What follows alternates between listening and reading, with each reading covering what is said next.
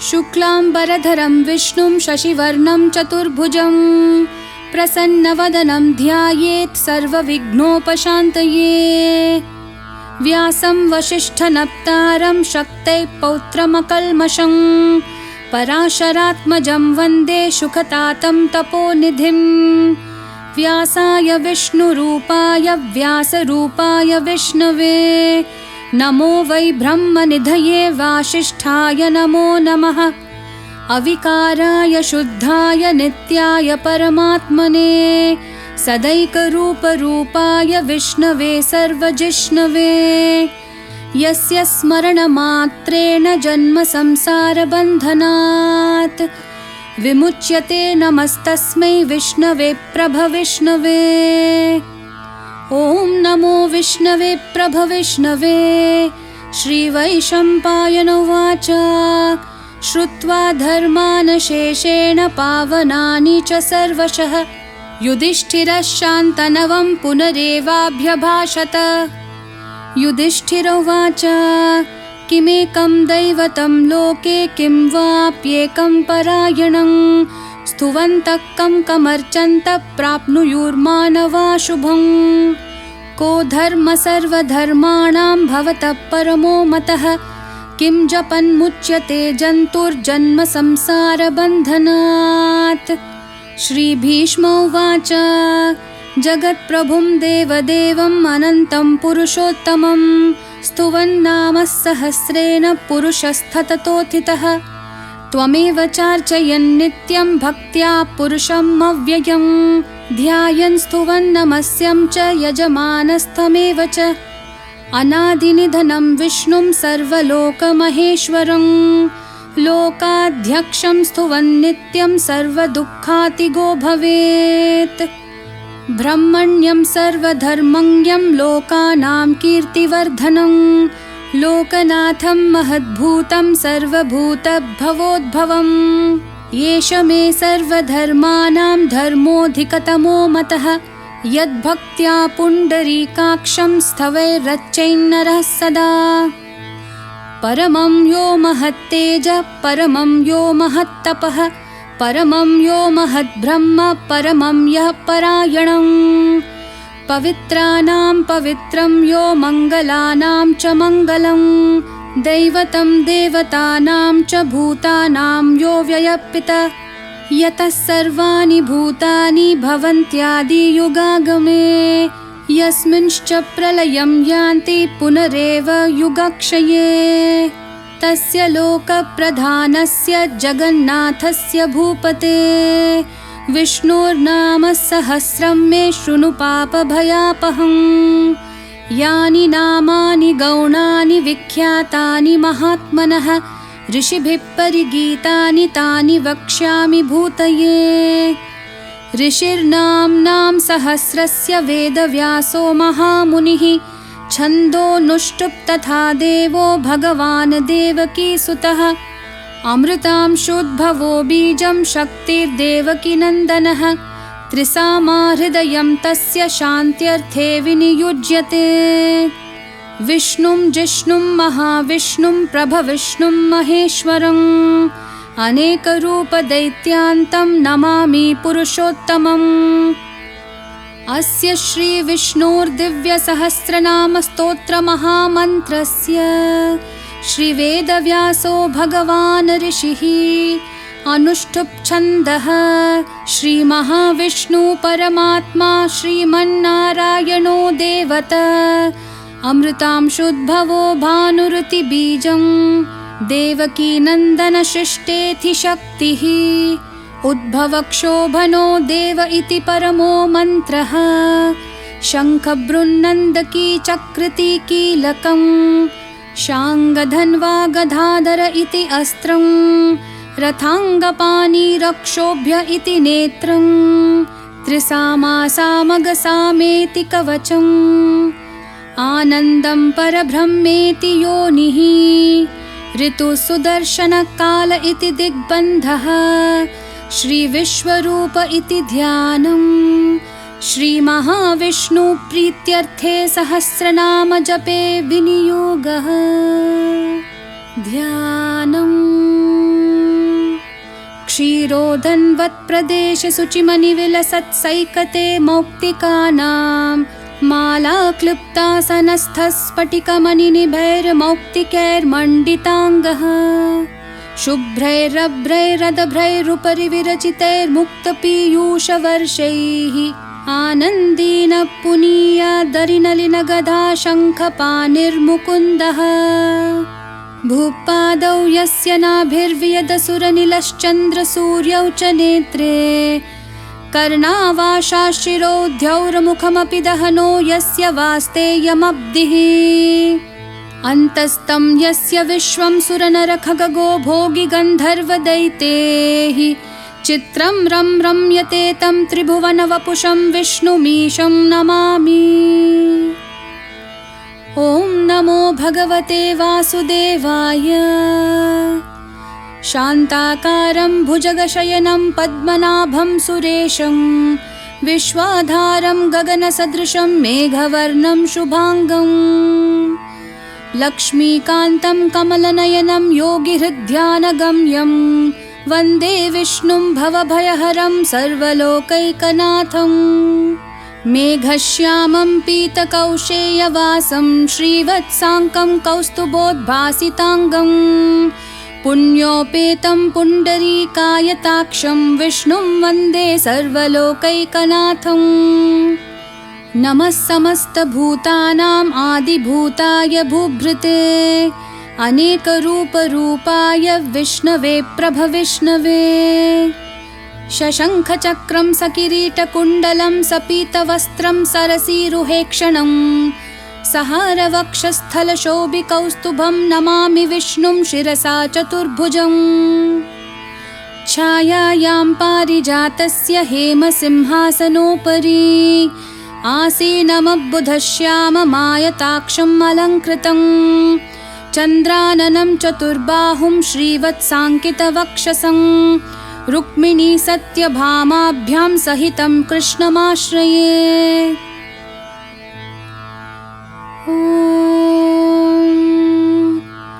विश्वं विष्णुर्वशत्कारो भूतभव्यभवत्प्रभुः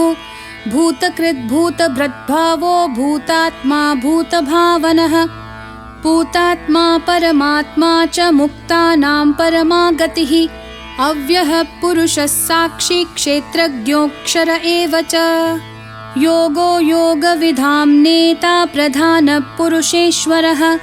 नारसिंह वपुः श्रीमान् केशवः पुरुषोत्तमः सर्वः सर्वः शिवस्थाणुर्भूताधिर्निधिरव्ययः सम्भवो भावनो भर्ता प्रभवः प्रभुरीश्वरः स्वयंभूः शम्भुरादित्य पुष्कराक्षो महास्वनः अनादिनिधनो धाता विधाता धातुरुत्तमः अप्रमेयो ऋषिकेश पद्मनाभोऽमरप्रभुः विश्वकर्मा मनुस्त्वष्टा स्थविष्ठस्थविरो ध्रुवः अग्राह्य शाश्वत कृष्णो लोहिताक्ष प्रतर्दनः प्रभूतस्त्रिककुब्धाम पवित्रं मङ्गलं परम्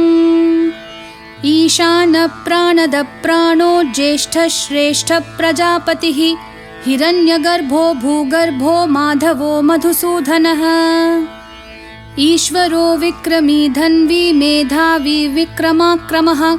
अनुत्तमो दुराधर्ष कृतज्ञ कृतिरात्मवान् सुरेशः शरणं शर्म विश्वरेता प्रजाभवः अहः संवत्सरो व्याळ्ह प्रत्ययः सर्वदर्शनः अजः सर्वेश्वरः सिद्धः सिद्धि सर्वाधिरच्युतः वृषाकपिरमेयात्मा सर्वयोगविनिःसृतः वसुर्वसुमनाः सत्य समात्मा संमिताः समः अमोघ पुण्डरीकाक्षो वृषकर्मा वृषाकृतिः रुद्रो बहुशिरा बभ्रूर्विश्वयोनिः शुचिश्रवाः अमृतः शाश्वतस्थाणुर्वरारोहो महातपाः सर्वगः सर्वविद्भानु विश्वक्सेनो जनार्दनः वेदो वेदविधव्यङ्गो वेदाङ्गो वेदवित्कविः लोकाध्यक्षः सुराध्यक्षो धर्माध्यक्षः कृताकृतः चतुरात्मा चतुर्व्यूहश्चतुर्धंश्रश्चतुर्भुजः भ्राजिष्णुर्भोजनं भोक्ता सहिष्णुर्जगदादिजः अनघो विजयो जेता विश्वयोनिः पुनर्वसुः उपेन्द्रो वामनः प्रांशुरमोघः सुचिरूर्जितः अतीन्द्रः संग्रहः सर्गो धृतात्मा नियमो यमः वैद्यो वैद्या सदा योगी वीरः माधवो मधुः अतीन्द्रियो महामायो महोत्साहो महाबलः महाबुद्धिर्महावीर्यो महाशक्तिर्महाद्युतिः अनिर्देश्य वपुः श्रीमान् अमेयात्मा महाधृदक् महेश्वासो महीभर्ता श्रीनिवासः सतां गतिः अनिरुद्धः सुरानन्दो गोविन्दो गोविदाम्पतिः मरिचिर्तमनोहंसः सुपर्णो भुजगोत्तमः हिरण्यनाभः सुतपाः पद्मनाभः प्रजापतिः अमृत्युः सर्वदृक्सिंहः सन्धाता सन्धिमान् स्थिरः अजोधुर्मर्शनः शास्ता विश्रुतात्मा सुरारिः गुरुर्गुरुतमो धाम सत्यः सत्यपराक्रमः निमिषो निमिषस्रग्वी वाचस्पतिरुदारधीः अग्रणीर्ग्रामणीः श्रीमान् न्यायो नेता समीरणः सहस्रमूर्धा विश्वात्मा सहस्राक्षः सहस्रपात् आवर्तनो निवृत्तात्मा संवृतः सम्प्रमर्दनः अहः संवर्तको वह्निरनिलोधरणीधरः सुप्रसादः प्रसन्नात्मा विश्वधृग्विश्वभुग्विभुः सत्कर्ता सत्कृतः साधुर्जन्नुर्नारायणो नरः असंख्येयो प्रमेयात्मा विशिष्टः शिष्टकृच्छुचिः सिद्धार्थः सिद्धसङ्कल्पः सिद्धिदः सिद्धिसाधनः वृषाही वृषभो विष्णुर्वृषपर्वा वृषोदरः वर्धनो वर्धमानश्च विविक्तः श्रुतिसागरः सुभुजो दुर्धरो वाग्मी महेन्द्रो वसुदो वसुः नैकरूपो बृहद्रूपः शिपिविष्ठप्रकाशनः ओजस्तेजोद्युतिधरः प्रकाशात्मा प्रतापनः रिद्धस्पष्टाक्षरो मन्त्रः चन्द्रांशूर्भास्करद्युतिः अमृतांशोद्भवो भानुः शशबिन्दुः सुरेश्वरः औषधं जगतः सेतुः सत्यधर्मपराक्रमः भूतभव्यभवन्नाथः पवनः पावनो नलः कामः कामकृत्कान्तः कामः कामप्रदः प्रभुः युगादिकृद्युगावर्तो नैकमायो महाशनः अदृश्यो व्यक्तरूपश्च सहस्रजिदनन्तजित् इष्टो विशिष्टशिष्टेष्ट शिखण्डी नहुषो वृषः क्रोधः क्रोधकृत्कर्ता विश्वबाहुर्महीधरः अच्युतप्रतिथः प्राणदो वासवानुजः अपान्निधिरधिष्ठानम् अप्रमतः प्रतिष्ठितः स्कन्दस्कन्दधरो धुर्यो वरदो वायुवाहनः वासुदेवो बृहद्भानुरादिदेवः पुरन्दरः अशोकस्तारनस्तारः शूरः शौरिर्जनेश्वरः अनुकूलश्शतावर्तः पद्मिपद्मनिभेक्षणः पद्मनाभोरविन्दाक्षः पद्मगर्भः शरीरभृत् महर्धिर्ऋद्धो वृद्धात्मा महाक्षो गरुडध्वजः अतुलः शरभो भीमः समयज्ञो हविर्हरिः सर्वलक्षणलक्षण्यो लक्ष्मीवान् समितिञ्जयः विक्षरो रोहितो मार्गो हेतुर्दामोदरः सहः महीधरो महाभागो वेगवानमिताशनः उद्भवः क्षोभनो देवः श्रीगर्भः परमेश्वरः करणं कारणं कर्ता विकर्ता गहनो गुहः व्यवसायो व्यवस्थानः संस्थानस्थानदो ध्रुवः परर्धिः परमस्पष्टतुष्टपुष्टक्षुभेक्षणः रामो विरामो विरतो मार्गो नेयो नयो नयः वीरशक्तिमतां श्रेष्ठो धर्मो धर्मविदुत्तमः वैकुण्ठः पुरुषः प्राणदः प्रणवपृथुः हिरण्यगर्भः शत्रुघ्नो व्याप्तो वायुरधोक्षजः ऋतुः सुदर्शनः कालः परमेष्ठिः परिग्रहः उग्रसंवत्सरो दक्षो विश्रामो विश्वदक्षिणः विस्तारस्थावरस्थाणुः प्रमाणं बीजमव्ययम् अर्थोऽनर्थो महाकोशो महाभोगो महाधनः अनिर्विन्नस्थविष्टो भूर्धर्मयूपो महामखः नक्षत्रनेमिर्नक्षत्री क्षमः क्षामसमीहनः यज्ञयुज्यो महेज्यश्च क्रतुः सत्रं सताङ्गतिः सर्वदर्शी विमुक्तात्मा सर्वज्ञो ज्ञानमुत्तमम् सुव्रतः सुमुखः सूक्ष्मः सुघोषः सुखदः सुहृत् मनोहरो जितक्रोधो वीरबाहुर्विदारणः स्वापनः स्ववशो व्यापी नैकात्मा नैककर्मकृत् वत्सरो वत्सलो वत्सी रत्नगर्भो धनेश्वरः धर्मगुप्धर्मकृद्धर्मी सदसत्क्षरमक्षरम् अविज्ञाता सहस्रांशोर्विधाता कृतलक्षणः गभस्तिनेमि सत्त्वस्थः सिंहो भूतमहेश्वरः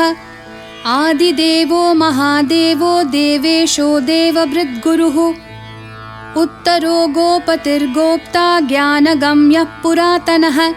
शरीरभूतभृद्भोक्ता कपीन्द्रो भूरि दक्षिणः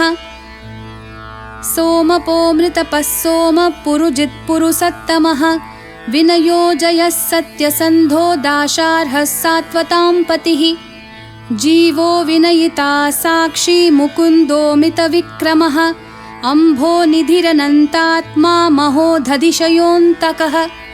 अजो महार्हस्वाभाव्यो जितामित्रप्रमोदनः आनन्दो नन्दनो नन्दः सत्यधर्मात्रिविक्रमः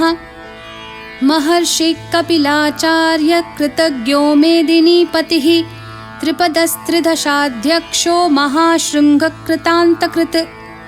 महावराहो गोविन्दः सुषेणः कनकाङ्गदिः गुह्यो गभीरो गहनो गुप्तश्चक्रगदाधरः वेधास्वाङ्गोजितः कृष्णो दृढः सङ्कर्षणाच्युतः वरुणो वारुणो वृक्षः पुष्कराक्षो महामनाः भगवान् भगहानन्दी वनमाली हलायुधः आदित्यो ज्योतिरादित्य सहिष्णुर्गतिसत्तमः सुदन्वाखण्डपरशुर्दारुणो द्रविणप्रदः दिवस्प्रक्सर्वदृग्व्यासो वाचस्पतिरयो निजः त्रिसामः सामगः सामन्निर्वाणं भेषजं भिषक् सन्न्यासकृच्छमः शान्तो निष्ठः शान्तिपरायणम् शुभाङ्गः शान्तिदस्सृष्टा कुमुदः कुवलेशयः गोहितो गोपतिर्गोप्ता वृषभाक्षो वृषप्रियः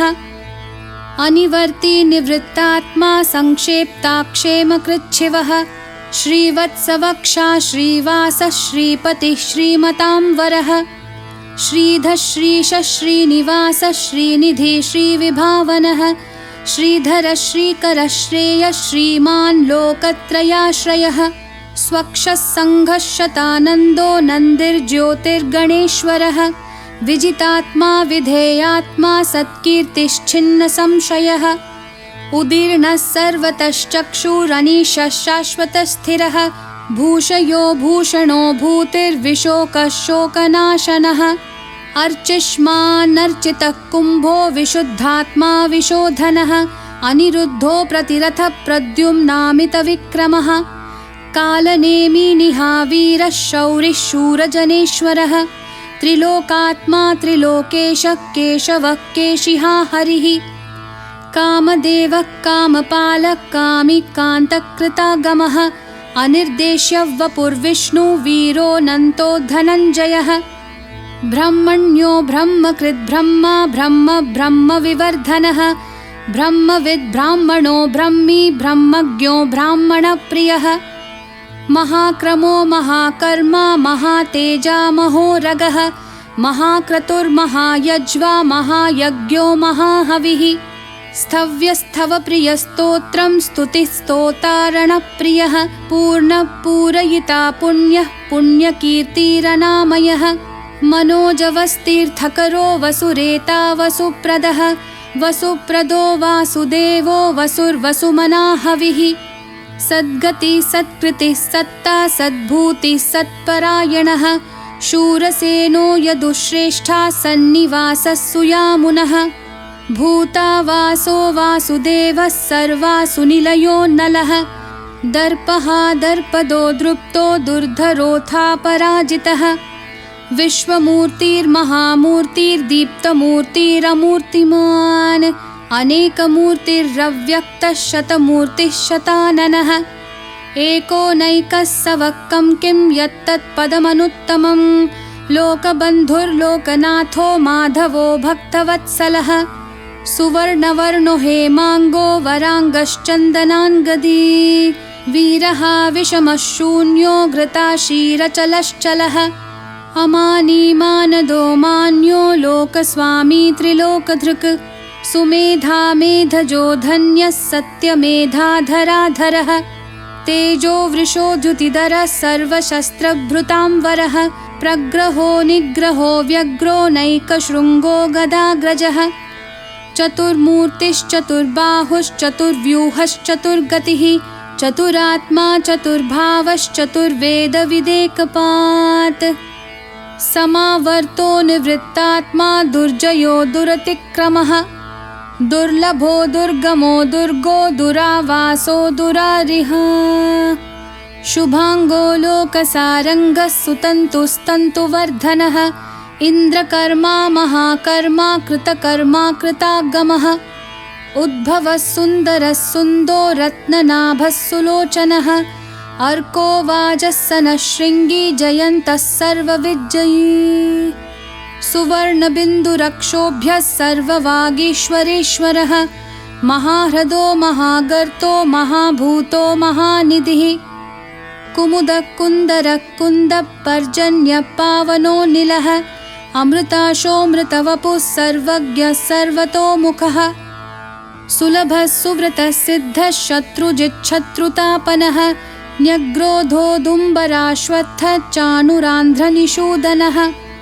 सहस्रार्चिः सप्तजिह्वः सप्तैदाः सप्तवाहनः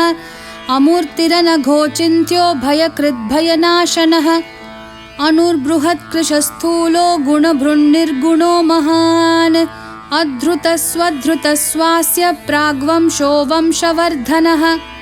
भारभृत्कथितो योगी योगिशः सर्वकामदः आश्रमः श्रमणः क्षामः सुपर्णो वायुवाहनः धनुर्धरो धनुर्वेदो दण्डो दमयिता दमः अपराजितः सर्वसहो नियन्ता नियमो यमः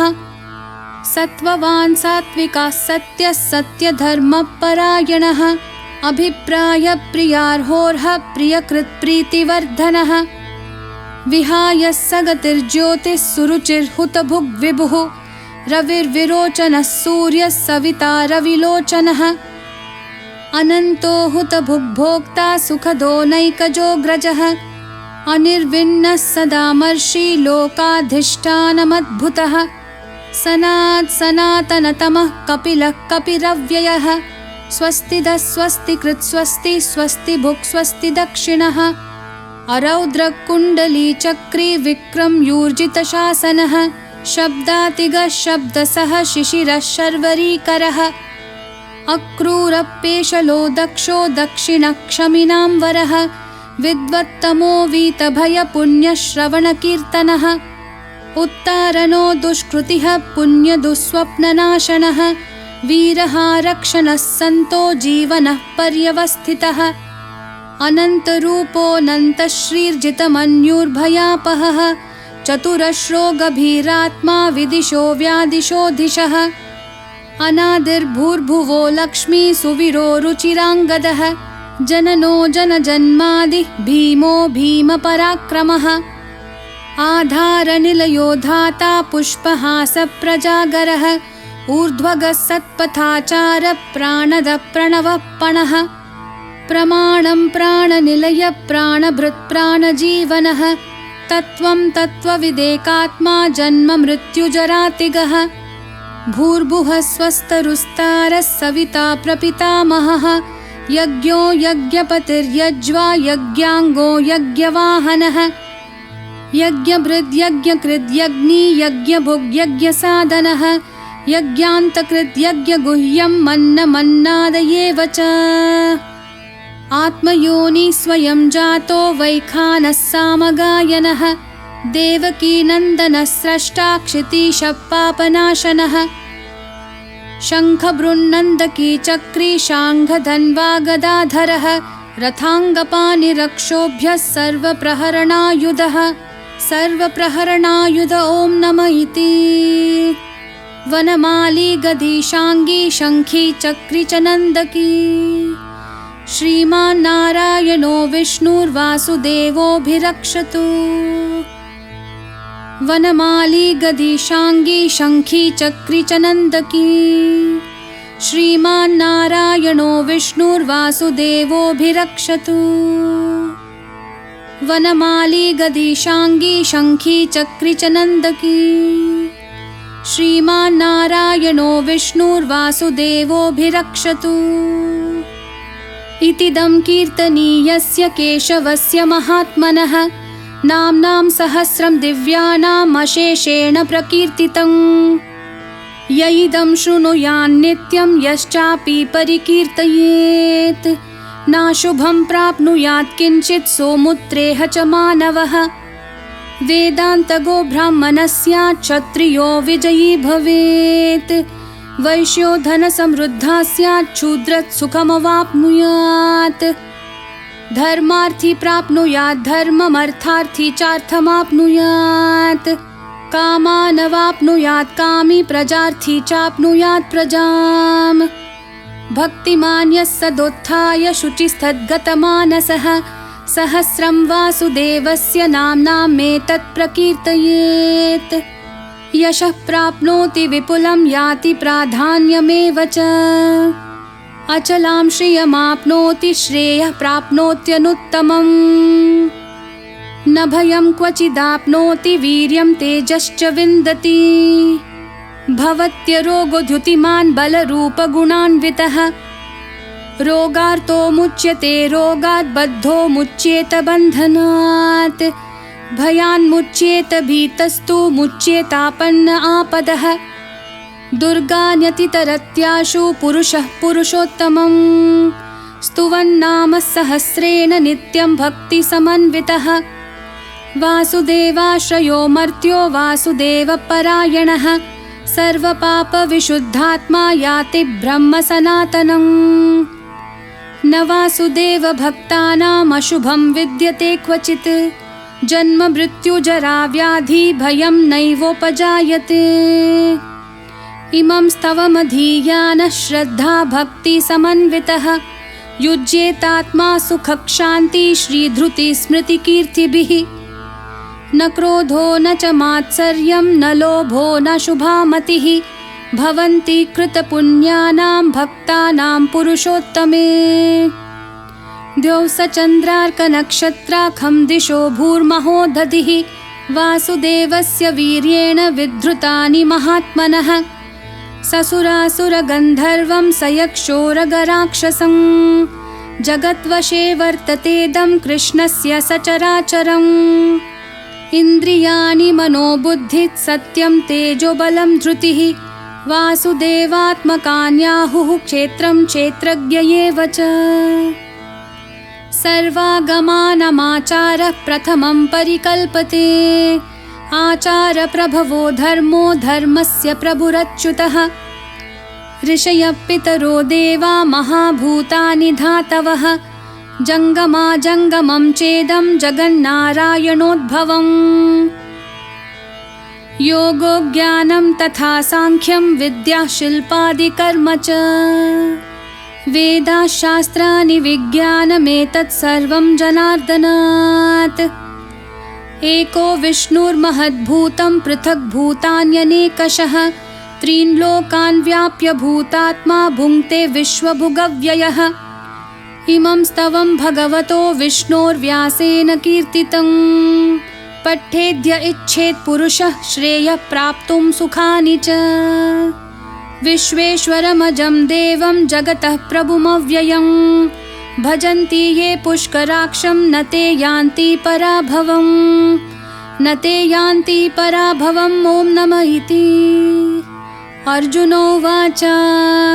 पद्मपत्रविशालाक्ष पद्मनाभसुरोत्तमा भक्तानामनुरक्तानां त्राता भव जनार्दन। श्रीभगवानुवाच यो मां नाम सहस्रेण स्तोतुमिच्छति पाण्डव सोऽहमेकेन श्लोकेन स्तुत एव न संशयः स्तुत एव न संशय ॐ नमः इति। व्यासोवाच वासनाद्वासुदेवस्य वासितं भुवनत्रयं सर्वभूतनिवासोऽसि वासुदेव नमोऽस्तु ते वासुदेव नमोऽस्तु ॐ नमः इति।